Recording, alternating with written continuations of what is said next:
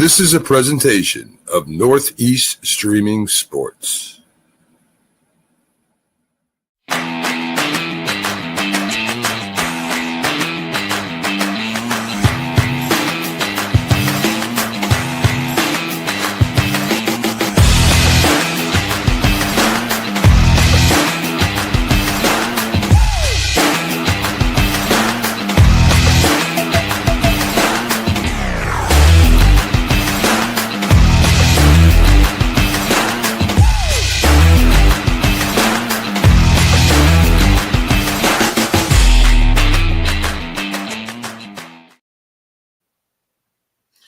Good evening.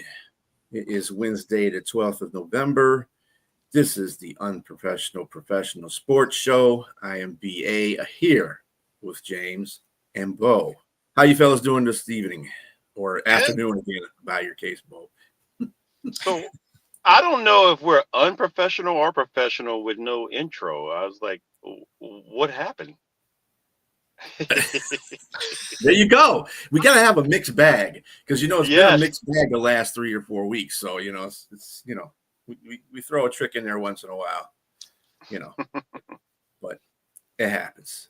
We don't have all the usual subjects on here. The one subject. Well, Bo can sometimes lead us off the rails too. Now let's not get that twisted. Tip is the other guy. Keith is out there for balance. Keith, I hope you're having a great time out there with your wife on your cruise. Absolutely. We miss you, bro. We'll see you when you get back. Enjoy yourself. Mm-hmm. So we're going to talk some sports, which is some shows are like that. Some shows ain't. I'm not saying who, but anyway. Throwing shots at my Monday show. To be fair, I was also throwing shots at my Monday show for being the least sports-related sports show ever. It was cows terrible. And video games. Yeah.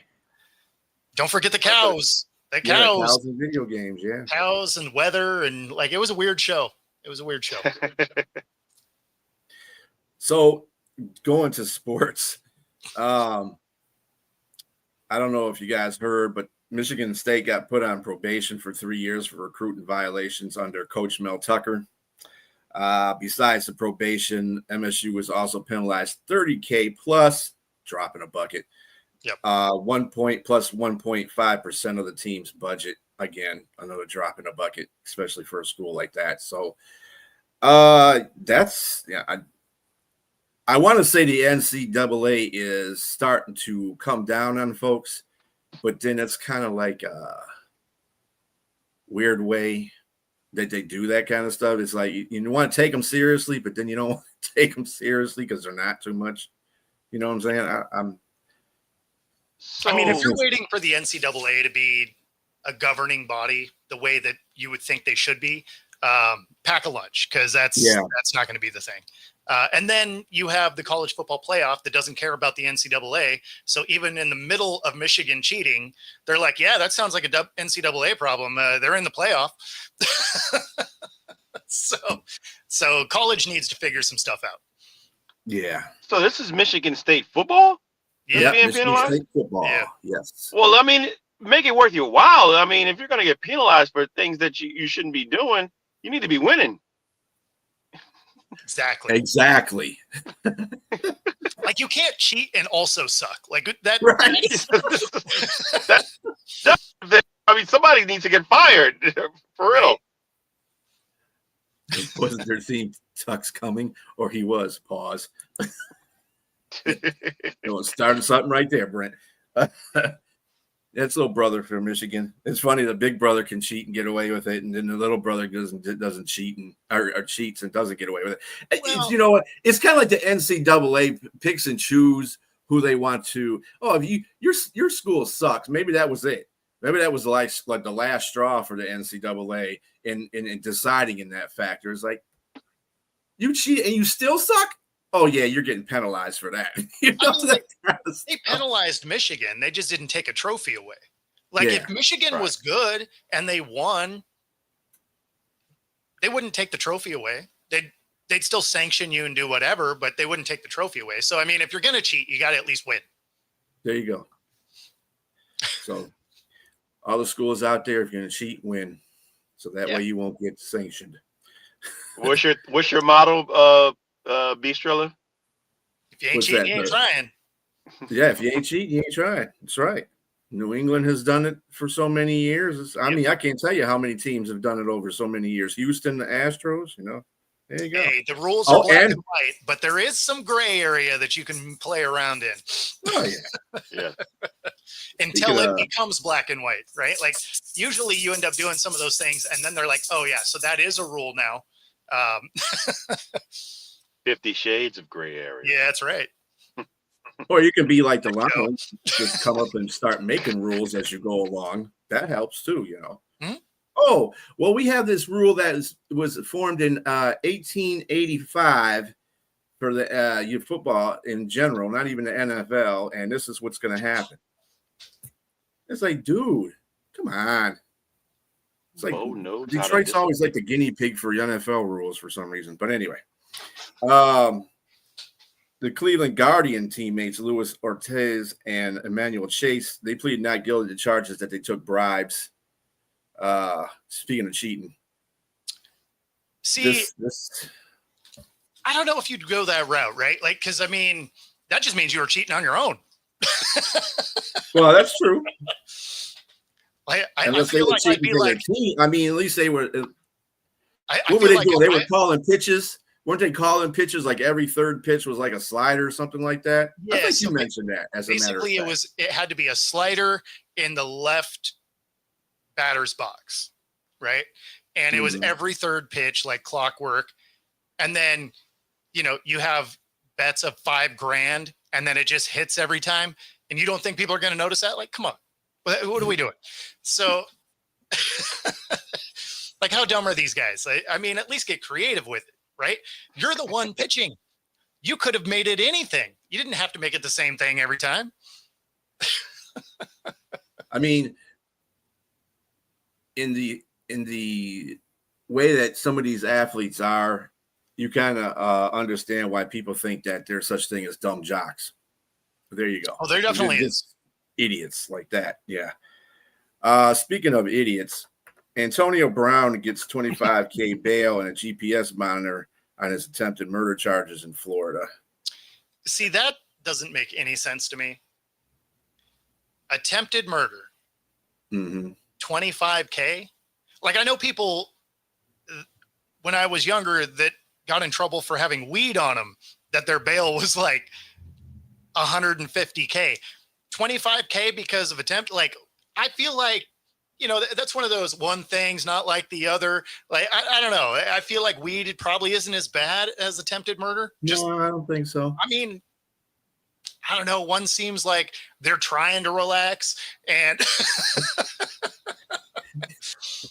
yeah, it's a good thing. Why are you going to give 150 for doing something good, and then you give this guy a $25,000 for bail after he allegedly, let's put that in there, attempts a murder.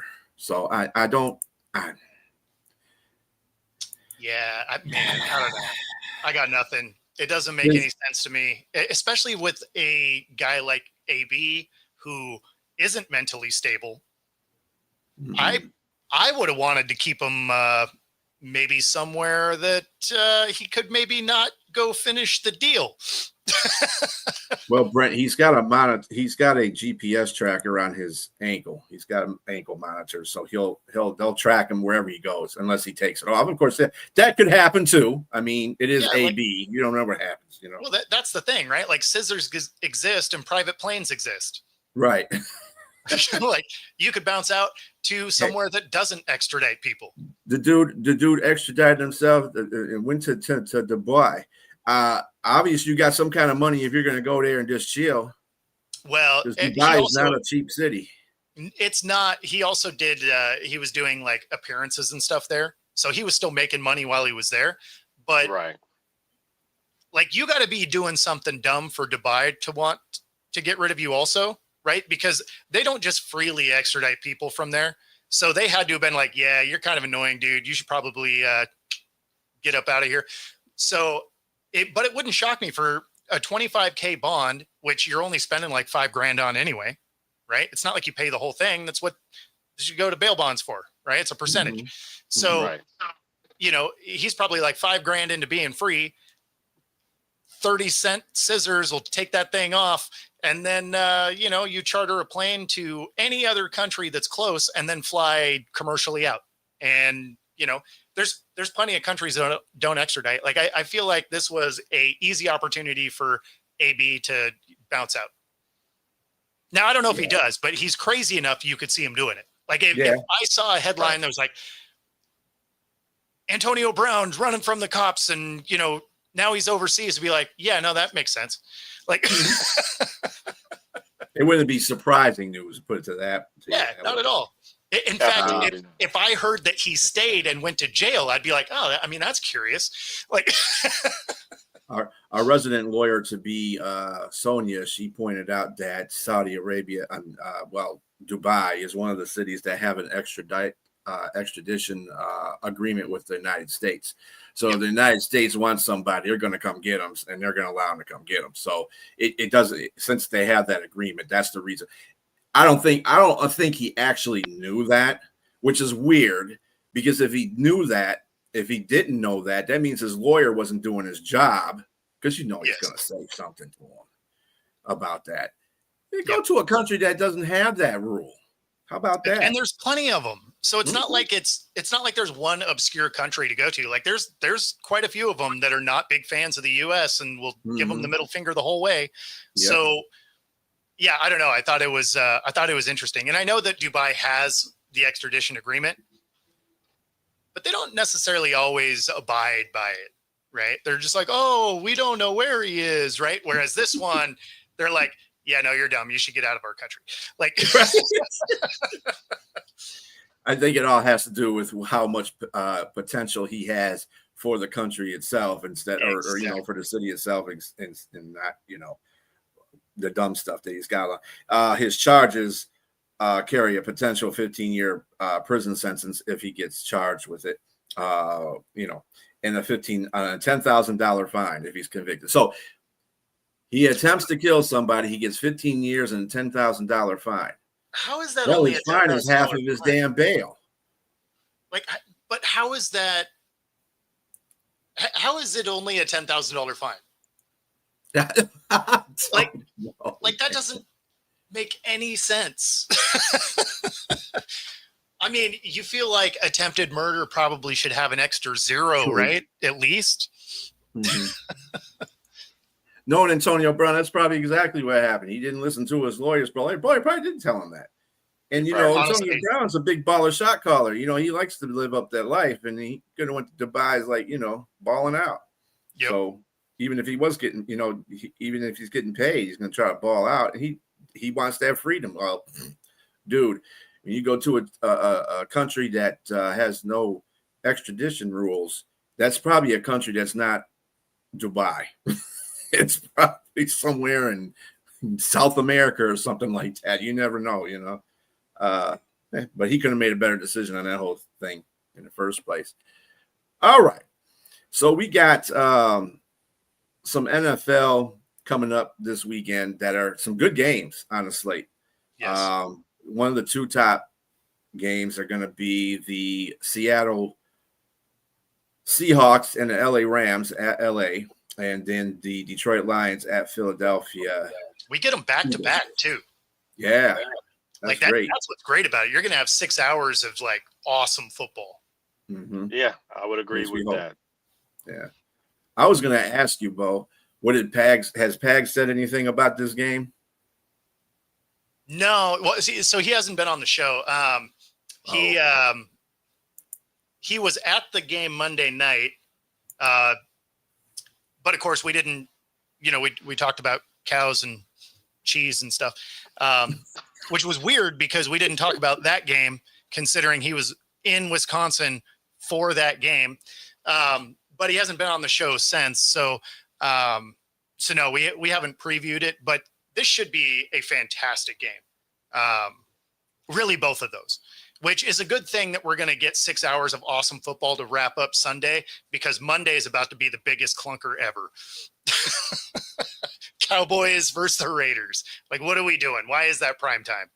Why wasn't the Seattle game flexed into? Now I know they don't flex this early in the season, but they should have. Like, you could have known a month ago that this game is going to be terrible. And I don't know. Was it potential on potential? I don't have.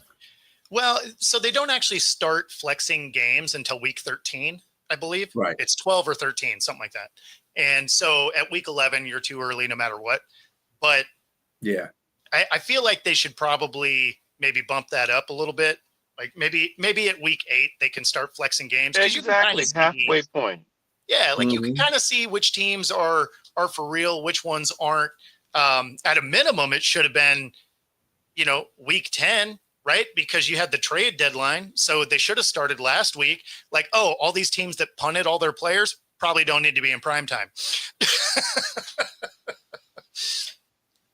Saints. Yeah. Yes. Yeah. Like, Saints, Jets. I understand the Jets won, but they didn't need to be. The Dolphins probably don't need to be. Also a team that decided to win randomly, but Tennessee certainly doesn't need to be in prime time, those kind of things.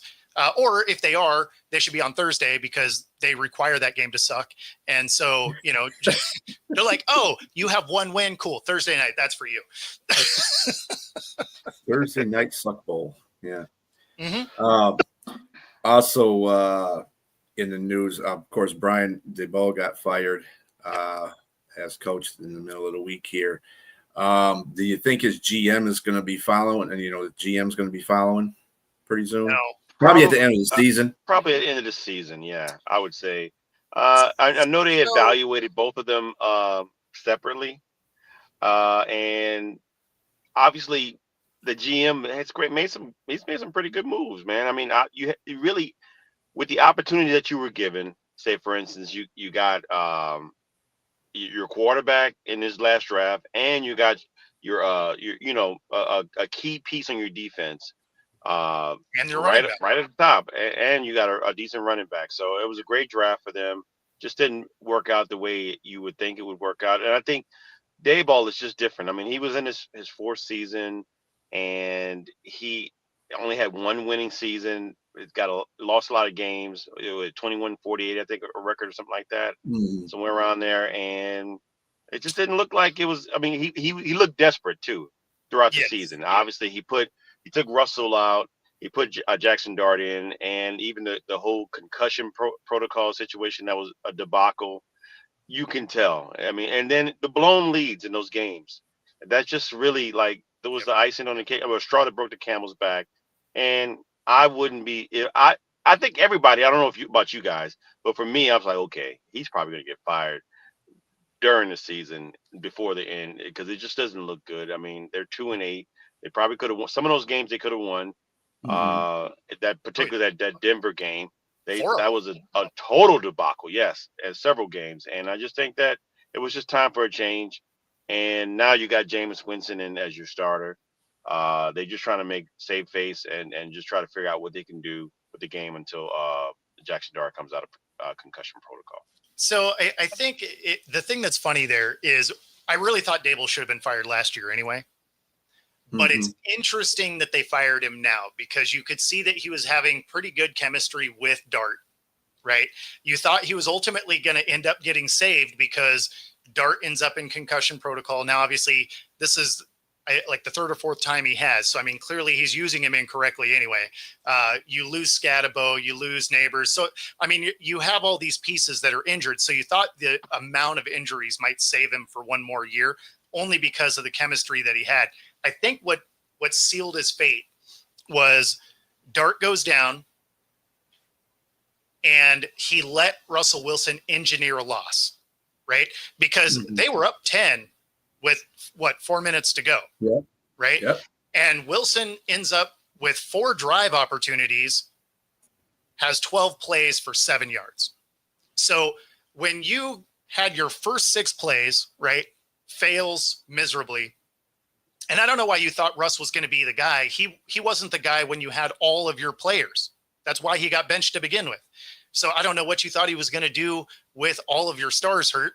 But in any event, say you bring him in because he's your QB2, cool, whatever. So he goes 3 and out,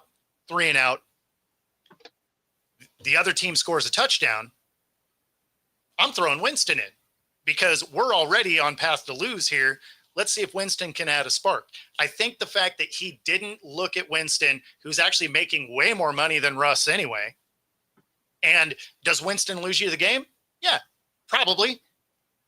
It'll at least be interesting. It won't be a 3-and-out. He'll throw a touchdown pass, maybe to you, maybe to them. You have no idea. But at least he's gonna, be out there doing something. Whereas Russ went out there and, I mean, literally it was 4 drives of 3-and-out. I think one of them was a 4-and-out. But and to piggyback off what you just said, it would show that you're exhausting all your options. Yeah. I mean, to try to salvage something out of this, you already know what you had in Russ. You made a decision, set him down. You had a capable guy that can come in and spell you. I mean, in Jameis Winston. I mean, you saw what he did in Cleveland last year. He won some games he wasn't supposed to win. Yeah. And he lost some games that you probably figured like, okay, yeah, he probably wasn't supposed to lose either. Yeah. So I mean, it's just. He'll be over there and he'll eat a W. I don't know. Like, he's a weird dude. So if nothing else, the press conference would have been fun. Like, like the one he was singing at today. Yeah. Because he found out he was a second string quarterback, even though he might start, depending on what Jackson Dart goes through. I bet he starts. Oh, I bet he starts. You guys didn't see that? He is a starter. Well, he's listed as the starter as long as Dart doesn't. Yeah. Oh, gotcha. Yeah. So realistically, if I'm the Giants now, because now you've already blown it up, right? Like, you've already got rid of your coach. You're going to have an interim guy step in. You got a bunch of guys hurt. I'm not running Dart back out there. We've already had enough tape that shows, hey, he can play football, right? So at this point, I'm going to slow play it. I'm going to let this thing finish with Winston. Because, I mean, why wouldn't you at this point? Yeah, you might as well. That's what they should have done in the first place. Yeah. Don't put Russell out there. I'm sorry. His old ass is not. So he's kind of done. Well, that's my question for you guys. Because this is the way I see it is he played bad enough this year. And then at the end of that game, I don't know that another team gives him a call after this season. No. I still disagree with that. I think a team still calls him because he's done, but he's done with a team that's. I mean, Russ needs at this juncture of his career, he's got to have talent around him. Well, he can't do it. He can't do what he did because I mean, let's look back at your days in Seattle. Russ didn't have the great talent around him, but Russ was able to elevate. I mean, you had a great defense, but it wasn't just your defense because before Russ got there. That some of those players were there, and Russ still was able to put himself in contention to be MVP-like, and he's got elite numbers to where he was able to play. It's just that he's fallen off because his style of play has a shorter cap window for age. So I mean, he's not gonna be able to do the rollouts and everything like he did. I mean, don't get me wrong, he'll spell it. I mean, because trust me, he did it against Dallas early in the season, throwing for almost 500 yards. Yes, exactly. He'll have moments. And so he'll play, but I don't think he'll be a starter somewhere. I think he'll be a backup somewhere. Yeah, I think his starting days are over, but there's a real good chance that he may be kind of just done in general. So, when you look at his last couple of years in Seattle, weren't particularly good, right? He goes to the Broncos. And although his second year there statistically looked all right, if you actually watched the games, it wasn't good, right? So, yeah, his touchdown interception rate looked good, right? He had lower than normal yardage. But when you watched the scoring, it was because his defense put him in positive yardage. Anytime he had to drive the field, they didn't score. They punted, right? Almost all of his scoring drives were around the 50 or shorter. Well, you know who else can do that? Literally every quarterback in the league, right? So then you go to the Steelers, not particularly good, right? He was okay. You go to the Giants, can literally do nothing. Dart comes in with less talent because he ends up getting guys hurt, throwing them hospital balls. And they end up looking better, not necessarily winning a lot, but they look a lot better. He comes back in to finish that out and has 4 drives of 3 and out.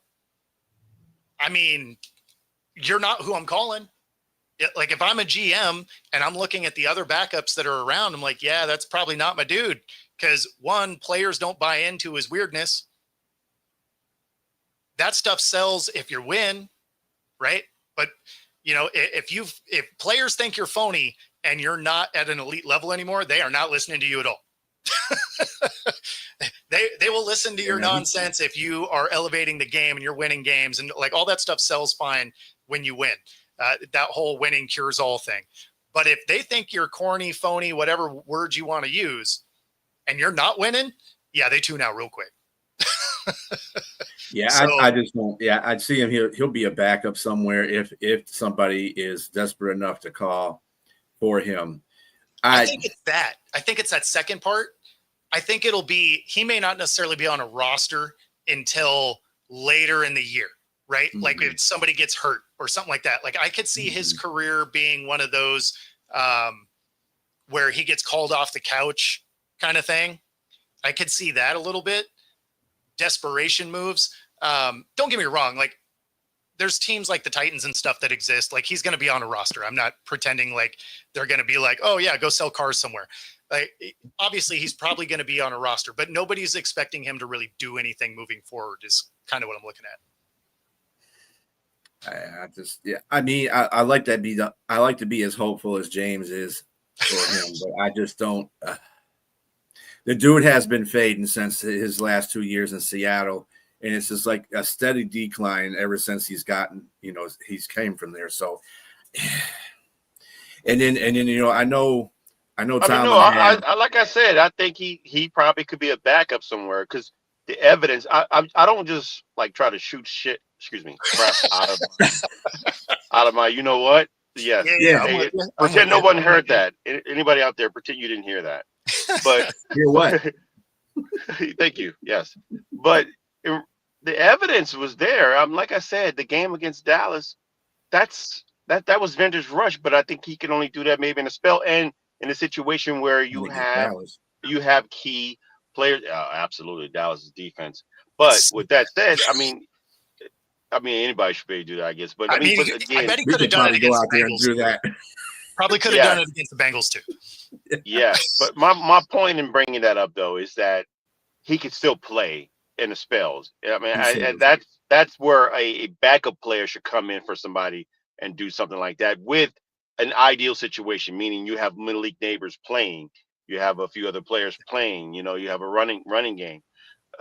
In a situation where you're trying to lead a team or depend on a guy to elevate other players around you, that like you got Jalen Hyatt. I mean, like I said, DBs are comfortable at their stay at the Hyatt because he's not the guy that's going to, be out there dominating it as a number one wide receiver. So, like I said, at this juncture, he's better as a backup, better suited as a backup. It's just obvious, just from the past few years. But he can still play. I think he can still play. I just think he could play in spells, and it has to be an ideal situation for him. He needs to go somewhere that has a really good offensive line at this point in his career. He needs a protection, but he needs protection that allows him to move around, right? Because his best passes are still on the move. He just needs that on the move to not being chased. Right. They need that moving pocket. And that's part of what happened in Denver. That's part of what happened in Denver. That wasn't Sean Payton's MO. He wanted him to run the plays the way he wanted them. And so Sean Payton, I get it. Russ was not the same Russ, but at the same time, Sean Payton, let's not absolve Sean Payton of any wrongdoing, because he definitely played a part in Russ being kicked out of there because they wanted him to take a pay cut. Yeah, well, he wouldn't do that.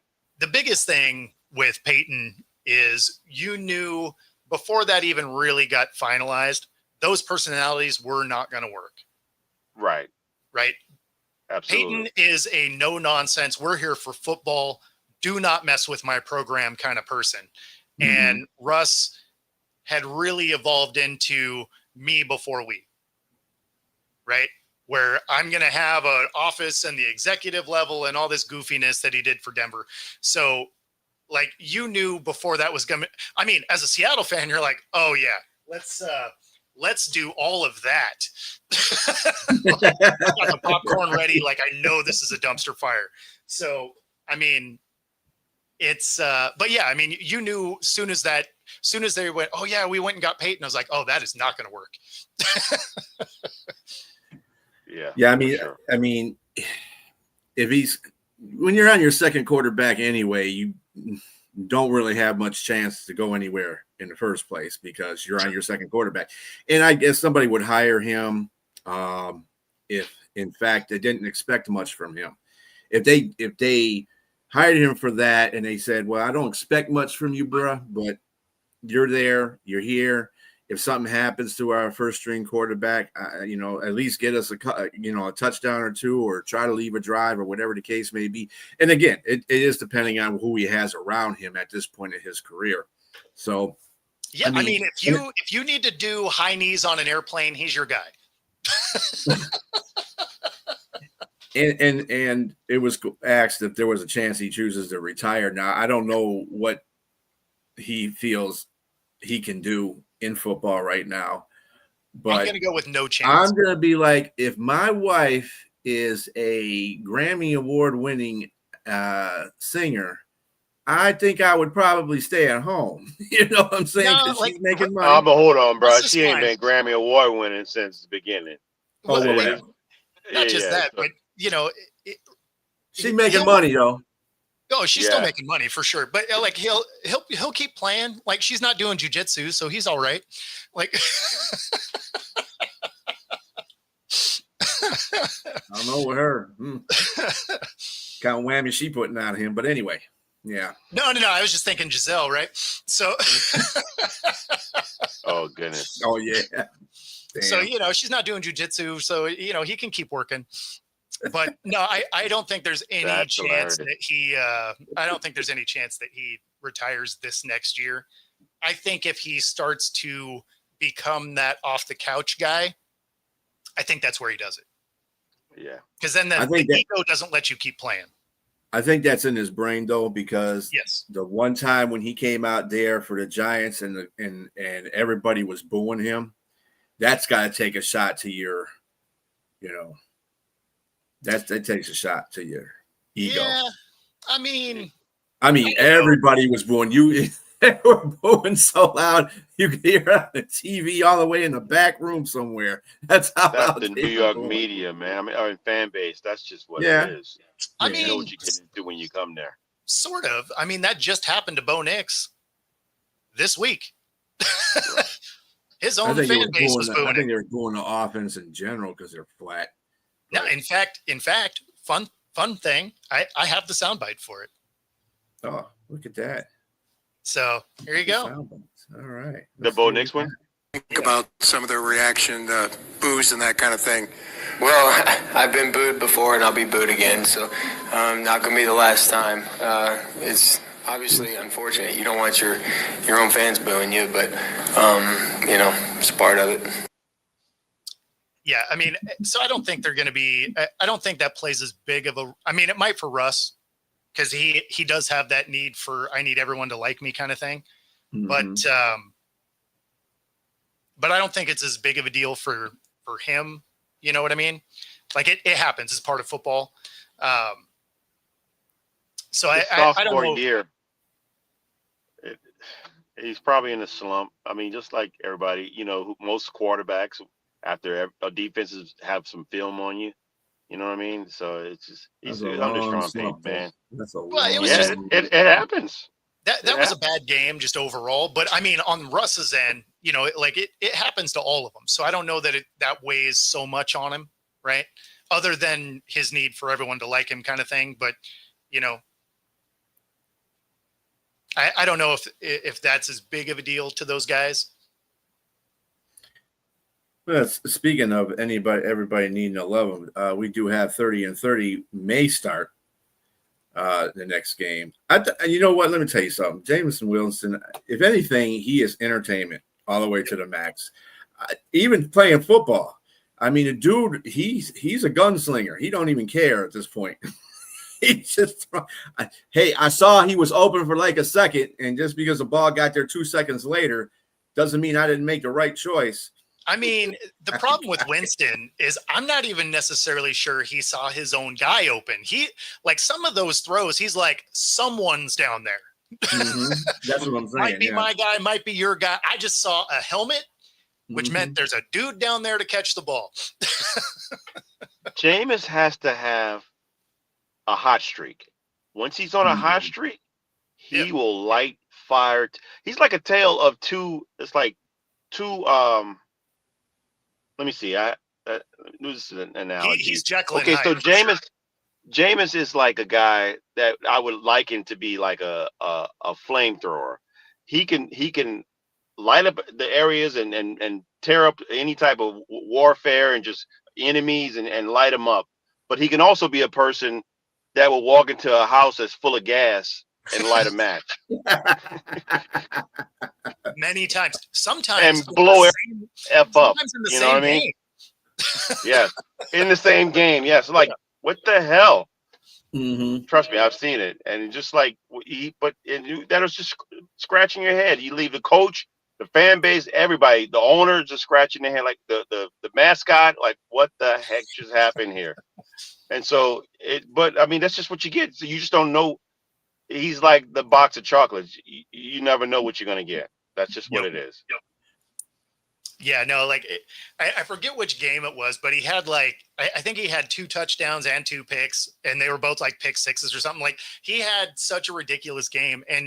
But that was the most Winston game ever, right? Now, this was obviously years ago, but I think it was actually during his 30 and 30 season. Yep. But that just is who he is.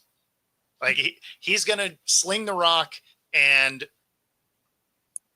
half the time his guy's going to get it, and half the time they're not. Yeah, I mean, but he is fun to watch, and he's going to say nothing but craziness. 30 and 30. Yeah, I think there was one game that, like you mentioned there, where he threw 4 touchdowns. Unfortunately, 2 were to his team. The other he threw 2 pick sixes as well, right? Yeah. Yeah, no, like he is that guy that is an absolute disaster. Like, if he's on your team, you're just like, okay, cool. This is going to be fun to watch no matter how it goes down. Mm-hmm. But you go into it knowing we're probably going to lose this game. It's going to be fun, but we're probably going to lose.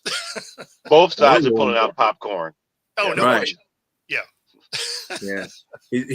He has, I mean, he is a capable, he's a capable quarterback, but I'm telling you, he doesn't have the finesse that like Stafford does.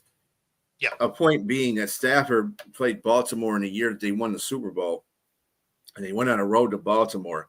And Stafford actually put himself in a bad position in that game by throwing 2 pick sixes. I think that was one of he had like 17 interceptions that year. He went to the Super Bowl.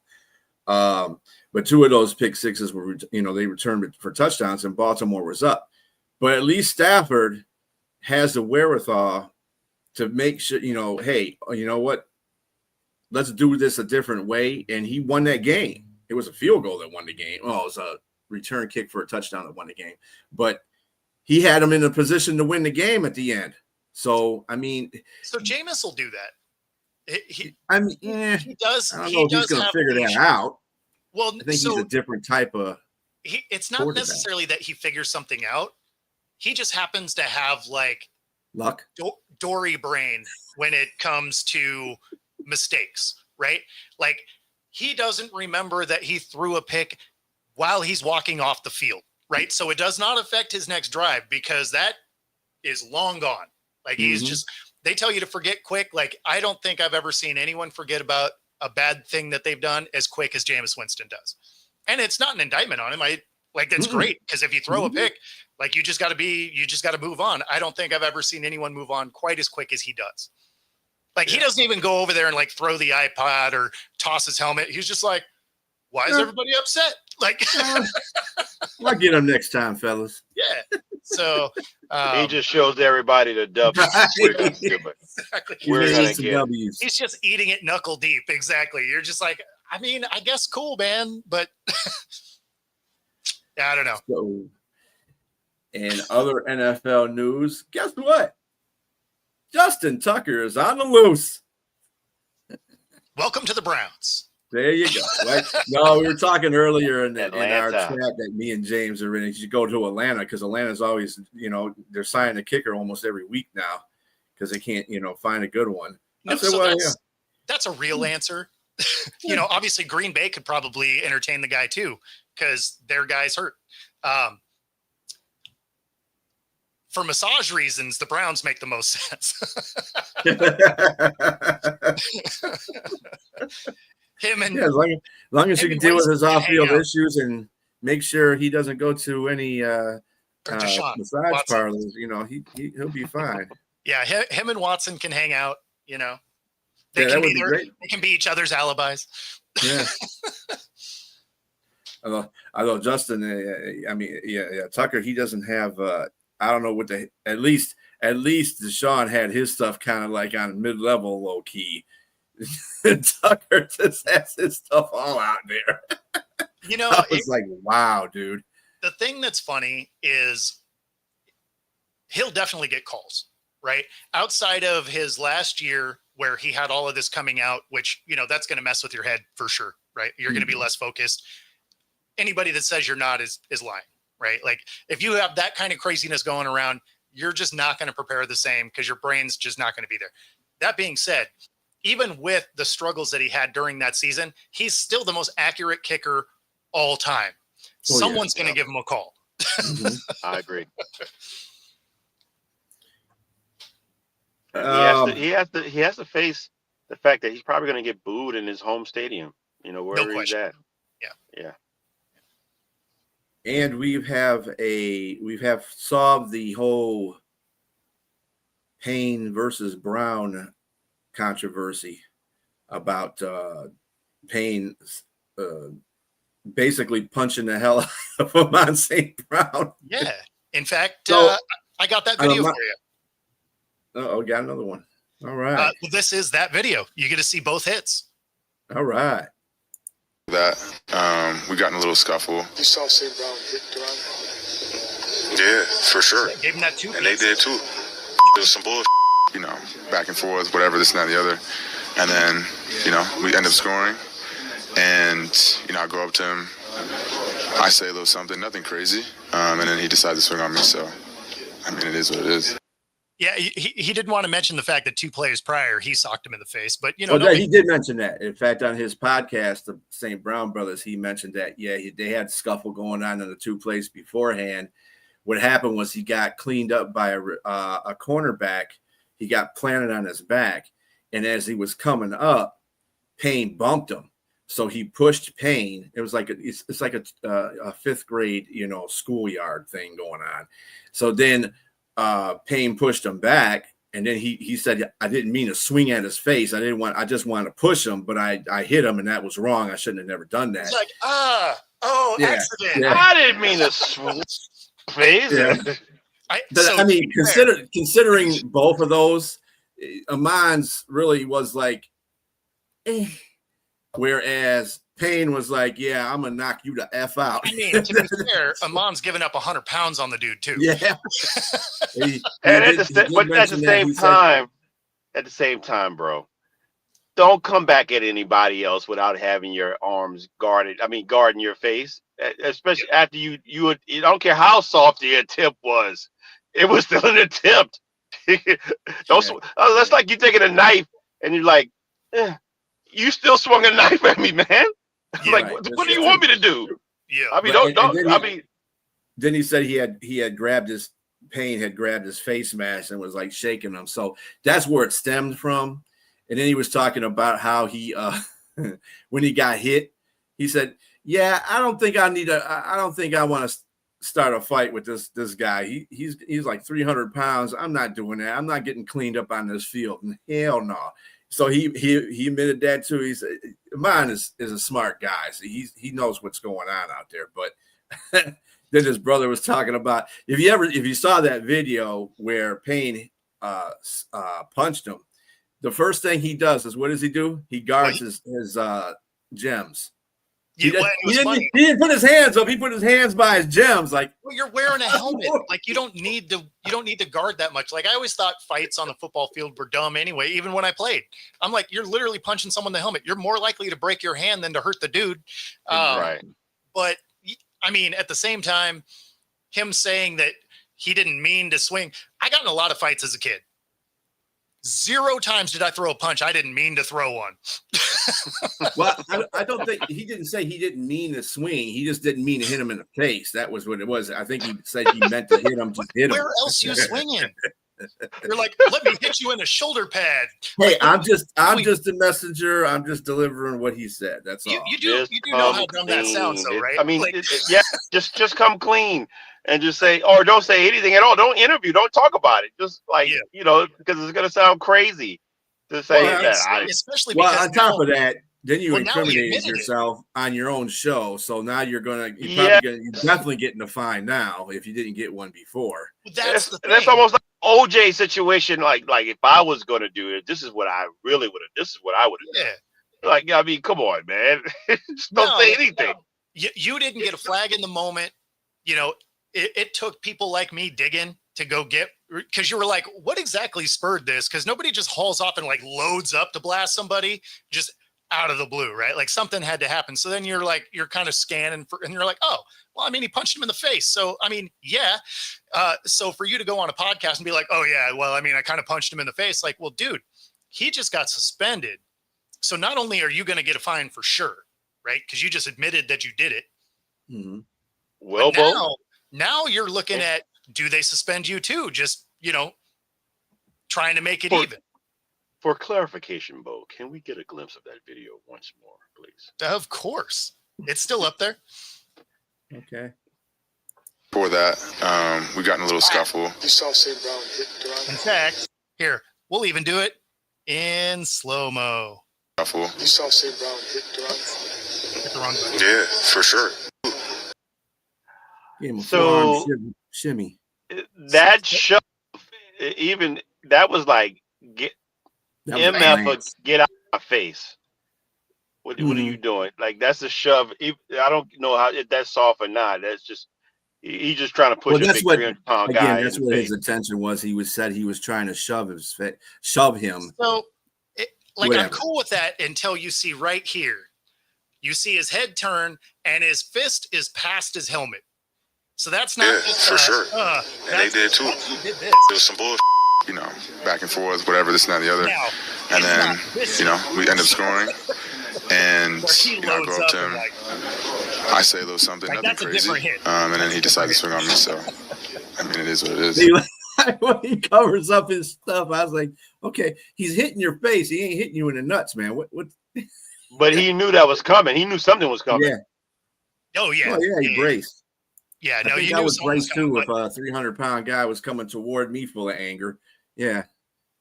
But yeah, I mean, when you look at the first part of that on Amon's side, like you see his fist is still kind of closed past his helmet. That's not a get out of my face. Because I've done both of them. Like I can tell you, this is very different than that. I saw a lion versus not a commander, but a bear. That dude is right. Yeah. But at the end of the day, he's going to get a fine. I'm sure it'll be somewhere in the $50,000 range. He's not going to get a suspension because it wasn't caught in the moment, right?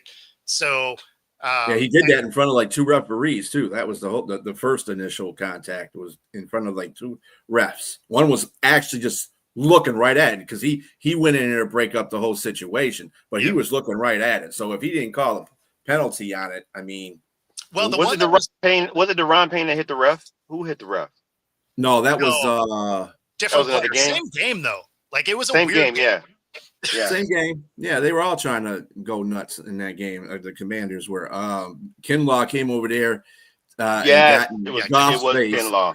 And it got in Goff's face, and Goff just said, "You come over here and talk all the stuff you want. Look at the scoreboard." Well, whatever. And you could tell. Go back and you ain't even got a sack this year. Shut up and go sit down somewhere. Probably. Yeah, that's probably when he came over there and said, "I almost got you. I almost got you." Dude, Totally stupid. That's stupid. If anything, that was very stupid. And the refs turned around, shot, and all you see was the big flag going, right in the air. Like what? Yep. He almost got him, and instead he got. Go sit down, big guy. Right. Now, obviously, he wasn't trying to hit the guy, but incidental contact is what it is. You can't touch a ref. Right. Yep. Definitely can't touch a ref. And that was like one of the heat of the moment. And that was the whole, and that was the same play, actually, wasn't it? Where Amon got clocked by Payne, but it was after that touchdown, and they were all unpiling, and that's when all that confusion happened. And I think that's the same play. I think it was the same touchdown. It was the same. I thought it was a couple plays the opposite side of it. Like that section right there was such a just bizarre sequence. Buster. Like there was 5 or 6 plays in a row that you're just like, what is going on right now? Now, I know we don't like to take things in a political view, but what did you think about Trump's little thing on there? You don't have to be political, but I mean, in regard to the dancing, I'm listening to what he's saying, and I'm like, oh, okay. I didn't have the audio on. Oh, thank God you didn't. Yeah, I should have turned mine off too. To be fair, I watch a lot of games without the audio. Yeah. Did you watch it with the audio? What did he say? No, I didn't even watch it. I'll be honest with you. When I watched it, what did he say? They were talking about they were having him call a play. Oh man, I wish I would have listened to it now, because that had to have sucked. Yeah, it was pretty terrible. And of course, he has to put everything on extra mode. Oh yeah, his billions and zillions of people. I was like, come on, Trump. Come on, man. Ooh. I give him credit, though. He's the first president that caught a game in the last 40 years. I give it to him, because he did show up for that. And it was just before Veterans Day. So, that was cool. I understand that part of it. But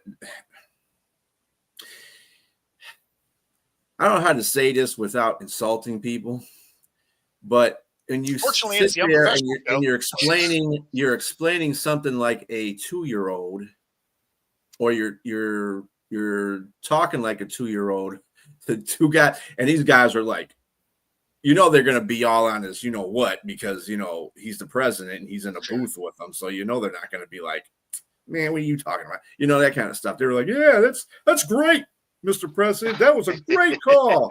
Yeah, I'll slap all of you. It's going to be bigly open over there. Yeah. No, it's. Yeah, it was just something. I wish I would have heard that. I wish I would have heard that, because it had to have been terrible.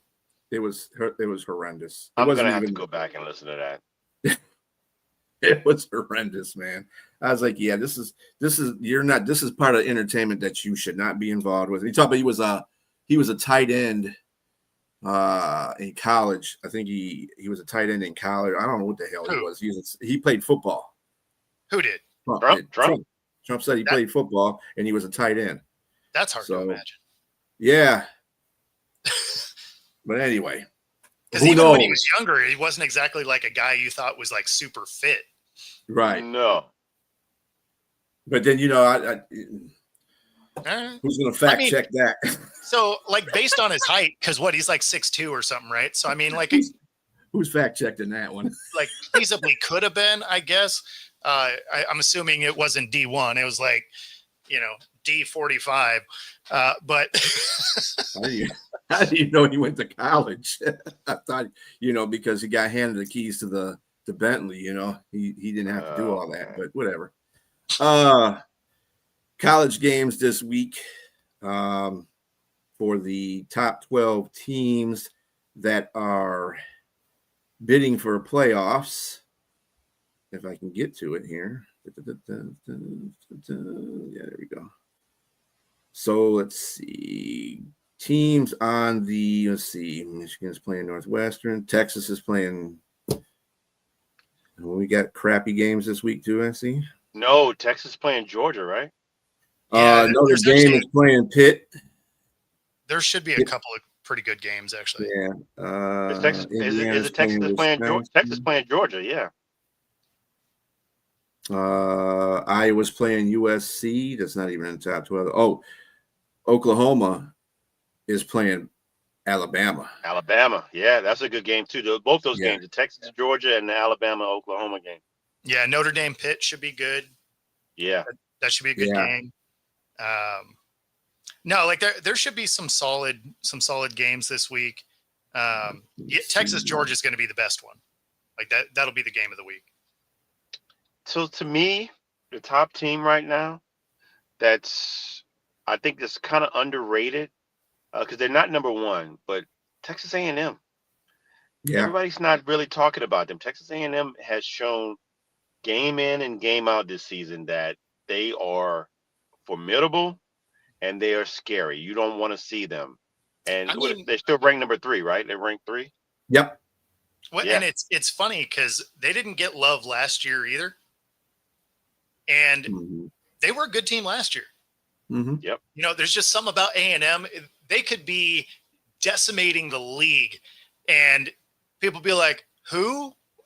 Like, you're just like, "Do you only watch if it's a big name school? Is that what we're doing?" Because I mean, if you're watching good football, like A&M's been playing really good, and not just this year. I mean, they looked good last year. They had some tough losses last year, but they were a good team. Yeah, I mean, I don't even want to play to that they're not. Nobody knows them. I mean, it's Texas A&M. They're the Aggies. I mean, you know. No, but they act like it. That's the thing.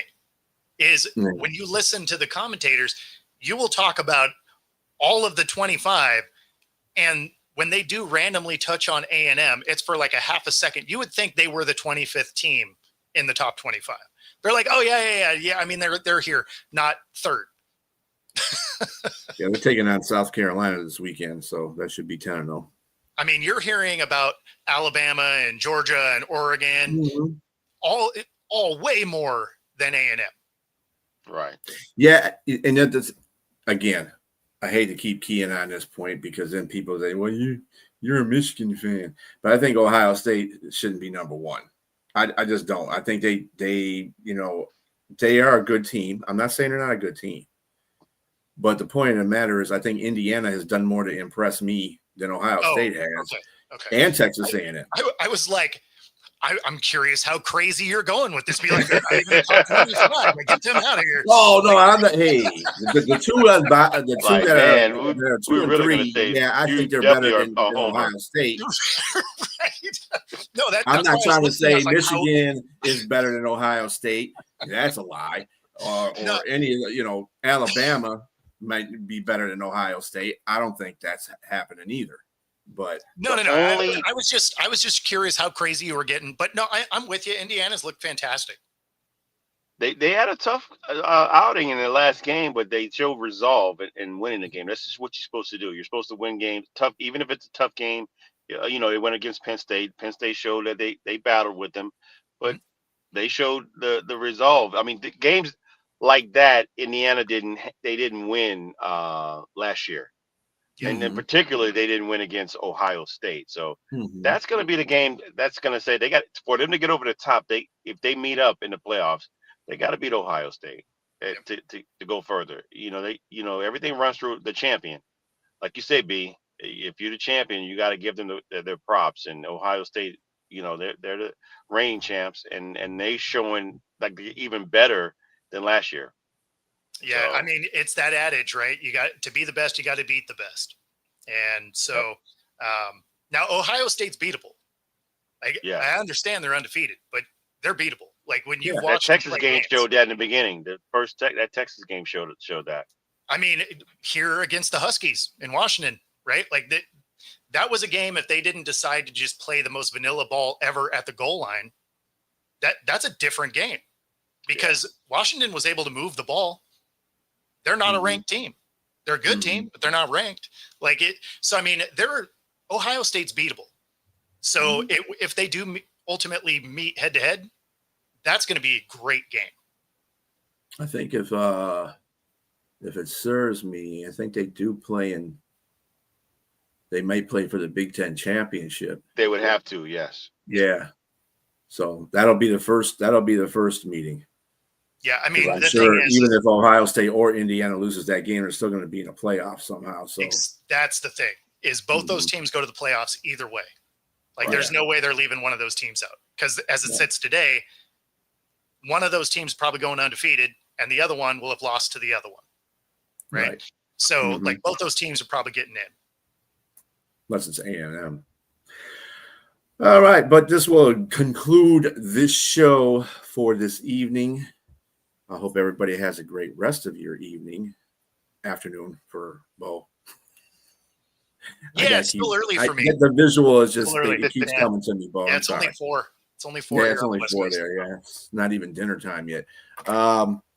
And everybody enjoy your football for the weekend. Also, remember, we got NBA basketball, we got college basketball, we got college football, we got hockey. Man, this is the best time to be a sports fan, let me tell you. A lot of sports. So get in where you fit in and watch what you like. Yeah, everybody have a great rest of your day. Peace.